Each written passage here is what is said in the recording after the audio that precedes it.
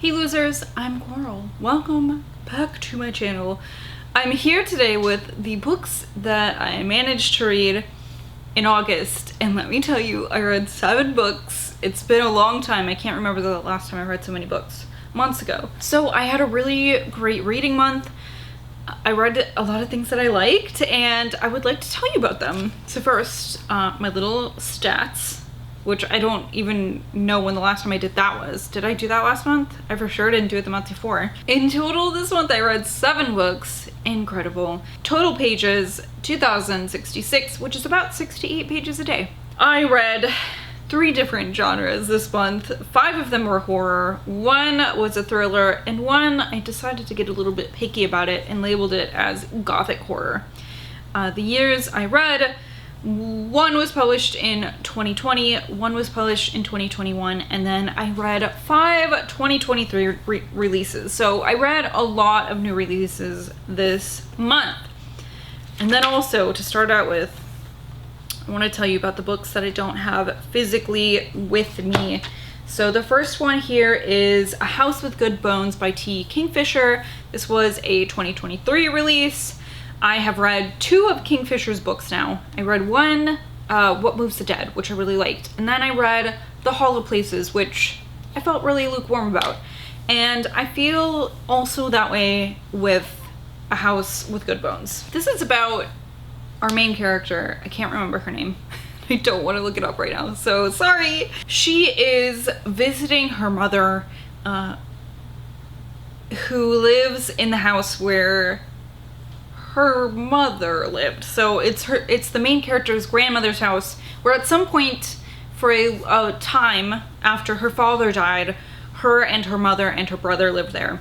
And her grandmother was like a very southern genteel lady, very much about like respect, propriety, appropriate behavior for ladies and gentlemen and things like that, which seemed to be a lot different than her mother was raising them. So she has memories of kind of clashing with her grandmother, who was like maybe a little bit racist and kind of fussy about everything, kind of a lady. Her grandmother's now dead and her mother has lived there, and she goes back and like the house is just a little bit different. It's just like a little less like her mother and a little more like how she remembers it growing up, which is strange because she's like, oh, my mother never liked this.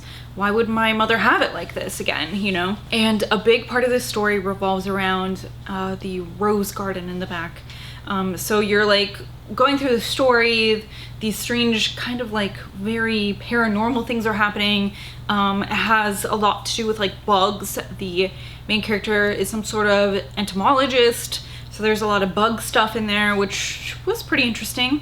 And stuff about roses, because the grandmother she had a beautiful garden full of roses, and you know, the main character is uncovering some stuff about her family history, and it's a little bit strange, and her mother's acting strange, and she's wondering like, does her mother have dementia? She's just saying things that are not herself and behaving in ways that aren't herself, and really remind her actually of her grandmother. And it's very unlike her mother. So, you know, there's this mystery of what's going on, and you get to the bottom of it, and it felt to me a lot like The Hollow Places, where it's just like a quirky character and some like sort of creepy stuff, but like, I don't know, I think the quirky character thing is just maybe something I don't love so much. It just like borders on silly sometimes, and I know some people really enjoy that, so like I'm not yucking your yum, but I don't know if that's for me. But it's a little bit confusing because I really loved What Moves the Dead, but that was a sort of different type of character, I feel like, than you know, and really like the one in The Hollow Places and the one in A House with Good Bones, I feel like could have been interchanged, and they're like the same person. So I feel like I maybe haven't read enough of her work to really make that statement, but I feel like maybe some of her main characters are too similar for me. So I thought it was okay. Like, I didn't hate it. There were things about it I found interesting. It was interesting to get down to the bottom of what was going on. But I don't know, it's just fine. And then I read, this makes me sad in my core to talk about, but I listened to an audio of Everything the Darkness Eats by LaRocca. This was something that I got from my Libra FM ARC program. So I will leave a link to Libra FM. Make sure to check that out. It's like Scribd, or no, it's not like Scribd. It's like Audible. However, you get to choose to buy credits from a bookstore of your choice. So it's not Amazon. You're helping an independent bookstore, and like, I don't know, like that is the draw for me, is that it's not fucking Amazon. Fuck Amazon. Anyway, Everything the Darkness Eats. This was a disappointment for me, unfortunately. And I think this is the first book that I've read of Eric LaRocca's where I am just like, oh, what the heck? Like, I feel like Eric has such a really distinct writing style, and there are things that I feel like I always pick up in his short stories and his novels. Body horror, like a feeling of surreality, is that a word? Very surreal feeling, kind of like a dread of like knowing something bad is gonna happen and not being able to do anything about it. And this book was really lacking all of that. And I believe, I'm not quite sure because, like I said, I listened to this on audio, but I think that this is his first like novel length book. So I was looking forward to being able to read it, and then it just didn't do it for me. I really can't even tell you like a concise plot. I know that there's this man named Ghost who is disabled. He's a widower, but I don't think he was very old. If I'm correct, I don't know. And he makes friends with this woman who has a blind daughter, and like they're just about to hit it off, and then this woman goes missing and he's really confused about it. And it turns out that like there is like this other story that's like kind of connected to it, of this gay couple who are being harassed in the same town, and he gets in, I don't know, it just ends up, it's like, I'm not really sure that these two stories should have fit together. It feels like they were more like mashed together, and I really I don't really understand the point of it. I don't feel like I only remember the main character's name because his name was Ghost, which is strange, you know, but I don't know. It just is a departure from the feelings I have felt about Eric's previous work, and like I will continue to read his stuff, and I really hope that this is just something that maybe didn't come together as well as planned, and he will go back to writing the excellent stuff that I have read and loved. Now that's not to say you shouldn't try this. Of course you should if you know, if you like Eric LaRocca's work. I saw plenty of great reviews for it. I just didn't, I feel like this is just, I feel like I need to call him up. I don't have his phone number, but I feel like I need to call him up and be like, Eric, are you okay? Because like, this doesn't seem like, it's just not what I'm used to from him, I guess I should say. So, that's that. Okay, and then I'm going to tell you a tiny bit about The Daughters of Block Island by Christa Carmen. I filmed a review that I will be posting closer to the release date, but I will say this is a story about sisters and secrets and small town secrets and like a house with secrets and so many fucking secrets, and also like gothic horror, mansions and secrets and a murder. And I really enjoyed this, and I think this was great, and especially if you've read her other work, her short story collection, Something Borrowed Something, Blood Soaked, and like that, I think you should pick this up. And I think if you are a fan of gothic horror, you should pick this up. Then I read Lone Women by Victor LaValle. This is a new release. This is about a woman named Adelaide who is escaping her childhood house to head, she's like already in the West, she's in California, so she's heading like in a different direction. She's going up to Montana, I believe it was, and she is taking advantage of the Homestead Act of 1866, I think it was, to homestead and prove up a claim and get away from her family secrets. Except for one of her family secrets she's dragging along with her. It is this giant heavy trunk, and what's in it, I don't know, and anybody who opens it is going to be fucking sorry about it. So this is a story about Adelaide.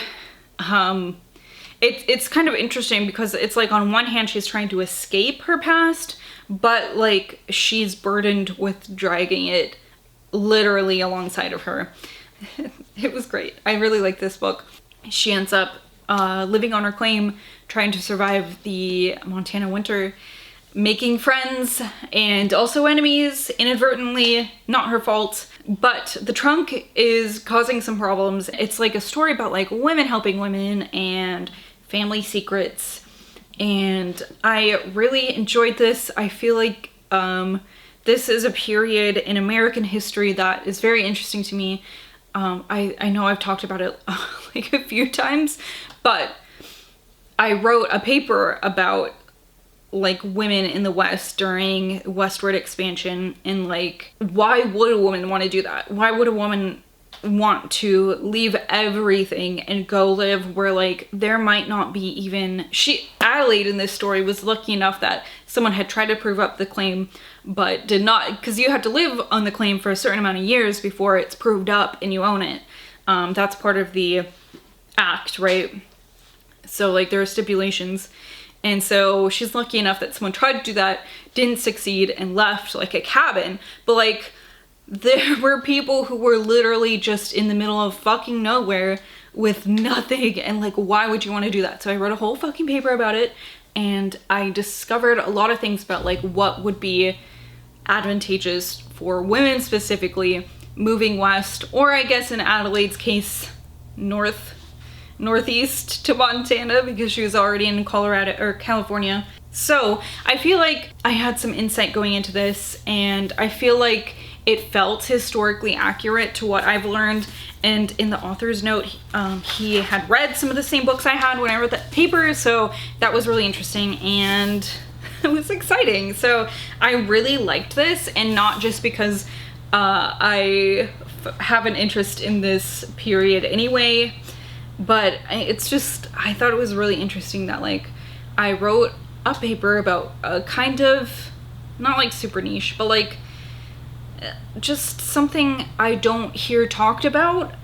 With like, you hear about westward expansion, sure, but like you don't hear a lot about women, why women did that separate from men, you know.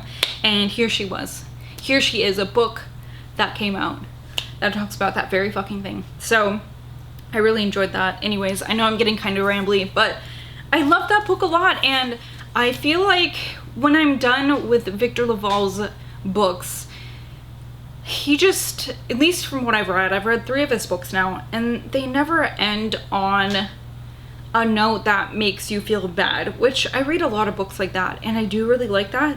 But something about Victor's work, it makes me just feel like a little bit hopeful at the end, but not in a cheesy way. Like real hope. Like, oh, that felt so nice. Not like a hammered in, like, happily ever after kind of a thing. I need to get moving though. My next book is The Boys in the Valley by Philip Fracassi. I fucking love this book. This book was so good. If there's any of these books that you decide to pick up, this was my favorite that I read this month for sure.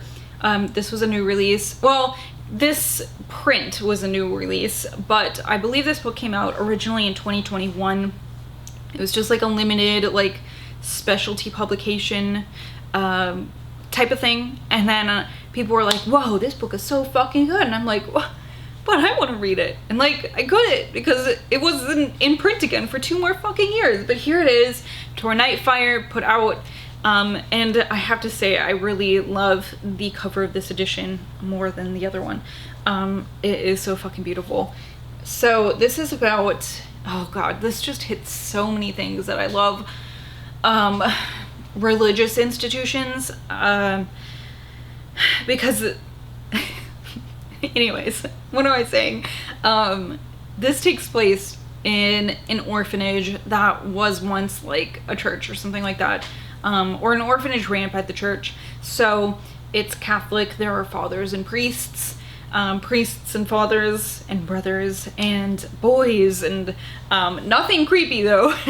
I mean, nothing creepy like in a sexual way, but very creepy in like an occulty possession type way, because the boys in this story are, some of them are awoken one night because there's a visitor at the door, a group of visitors, and the priest take this man in who's like dying, like he's got all these symbols carved on his body and he's bleeding and stuff like that, and making a lot of ruckus, which, like I said, wakes some of the boys up, and they see this man, right?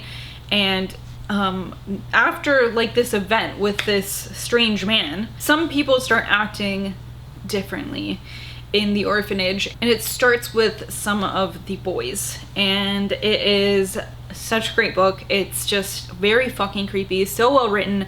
There are quite a few characters, which was a little bit hard at first because there are so many fucking characters, but you know, it didn't take me very long to pick up on who was who. I feel like they're distinct enough that like I could, you know, easily remember after some time who was who and what they were doing and what they were like. And this book is great. It keeps you on the edge of your chair. It breaks your fucking heart, and it's just great. It's great. I just had to pick up like all of this dude's work now because I have loved the 2 books that I read of his so fucking much. Okay, another 2023 release. This is The Whispers by Ashley Audrain. This was more of a thriller. This is about this small neighborhood that's kind of been gentrified. So there are some wealthier people in this neighborhood, as well as some people who are going to eventually be displaced, just because that's how it is with gentrification, unfortunately. So it's an interesting mix of like a immigrant family and like a very fucking wealthy family, you know, people like that. But basically, like, the queen bitch on this block, her name is Whitney, and Whitney very much cares about how people perceive her and our family. And so she is very upset at her son at one point, who doesn't really, he's just kind of a problem child, but he's not really. He just like needs some extra attention and help, which his mother is unwilling to give to him. He doesn't react the way she wants him to, and so he's basically the enemy. And at one point, the neighborhood basically overhears her yelling at her son, and everyone's like, ooh, this is really weird and uncomfortable. But like, we've kind of, some of these people have seen this behavior before and just haven't, you know, I mean, they're not gossipy about it, I guess. They're uncomfortable about it and surprised by it. So then a couple weeks later, when the son is taken into the hospital, and Whitney says he fell out of their third story window, people are like, is that really what happened? Because it's a little bit suspicious. And really, this is like untangling a ball of yarn. There's just so many secrets. Everyone has a secret, and it's like each person has a piece of the puzzle.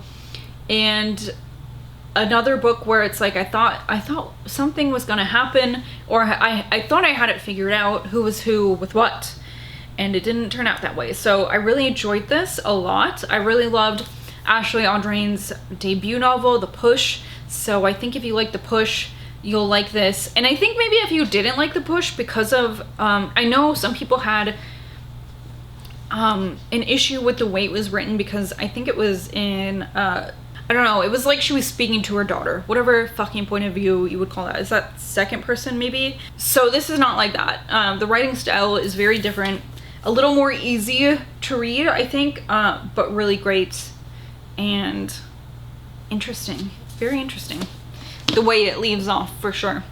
Okay, and then finally, this is Solstice by Lorence, Alison. This came out in 2020. This is like a spoof on the Fire Festival fiasco, but like make it horror. So I don't know, I didn't really like this. This is about a girl who goes to this festival and everything, it's a fire festival, right? There's no place for anyone to stay. The food trucks that they were promised are not there.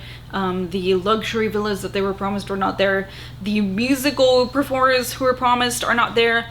And then a dead body turns up, and so like there's this mystery of what really happened, and is the festival trying to cover up something and stuff like that. So all in all though, like I felt like this was so fucking boring. So I don't know, probably wouldn't recommend that. Maybe for a younger audience, because I think probably this was intended for like a YA audience, but I didn't like it. So there you go. So those are the books I read this month. Oh, my voice is being all wonky today. Let me know if you read any of these, if you enjoyed them. Let me know, I don't know, what your favorite book you read this month was. Thank you so much for watching. I will talk to you guys later. Goodbye!